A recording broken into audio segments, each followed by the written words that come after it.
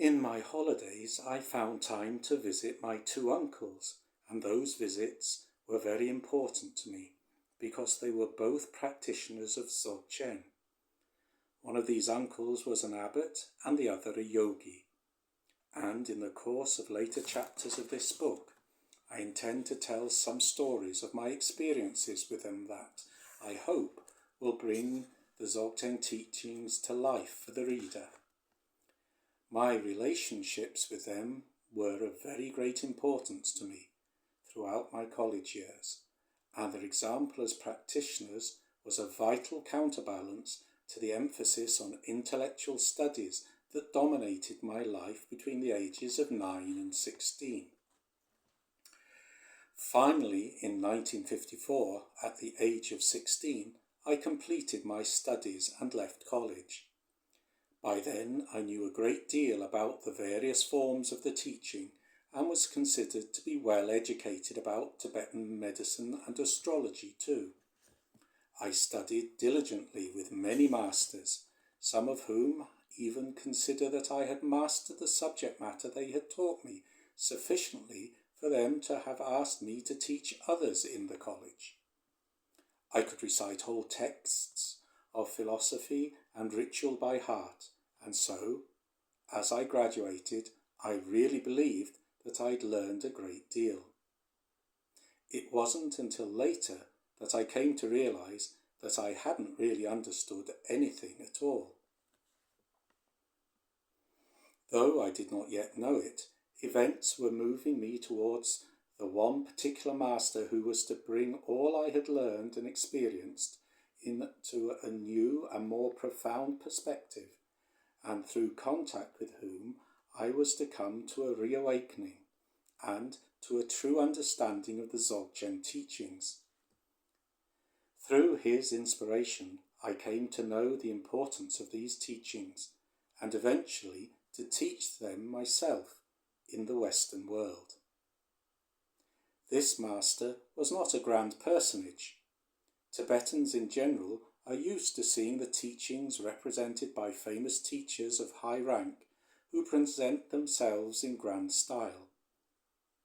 Without such outer signs, in fact, people usually can't recognise the qualities of a master, and I myself might have been no different. But on leaving college, I was given my first official responsibilities and was sent to China as representative of Tibetan youth at the Provincial Assembly of the province of Sichuan, the local governing body, and while I was there, I began learning the Chinese language and also taught Tibetan. So with these secondary activities as well as my official job, I was very busy.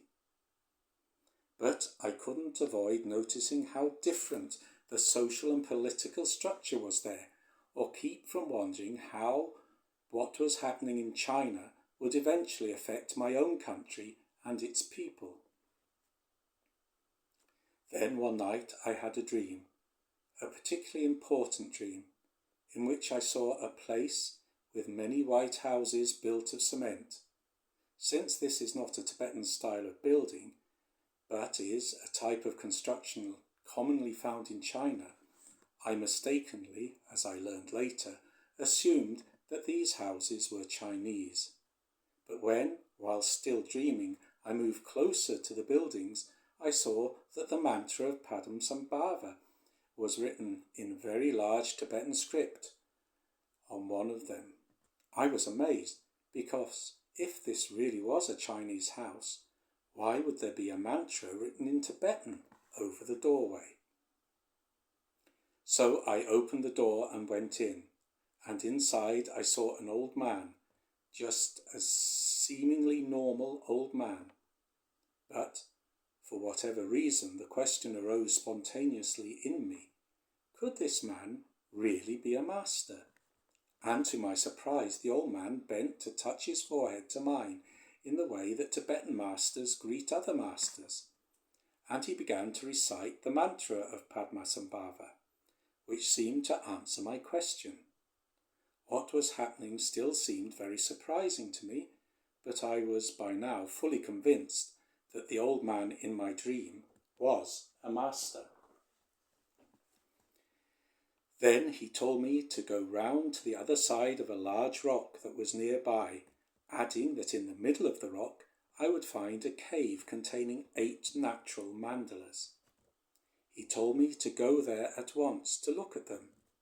This amazed me even more than just finding a master in such strange circumstances, but I nevertheless did as he said, and went right away to find the big rock that he had mentioned. Then, when I got to the cave in the rock, my father appeared behind me, and as I went into the cave, he began to recite the Heart Sutra, or Prajnaparamita Hridaya, an important Mahayana sutra, in a loud voice. I began to recite the sutra along with him, and together we walked all around inside the cave. Try as I couldn't see the whole of the 8 mandalas the master had told me to look for. I could only make out the corners and edges of them. But with their presence in my mind, I awoke. A year after this dream, when I had returned to Tibet from China, a man came to visit my father in our village, and I overheard him telling my father about an extraordinary doctor he'd just met. He described the place where the doctor lived, and he described the man himself in detail, and as he spoke, the memory of my dream returned to me. I felt sure that the man he was describing was the same man I had seen in my dream.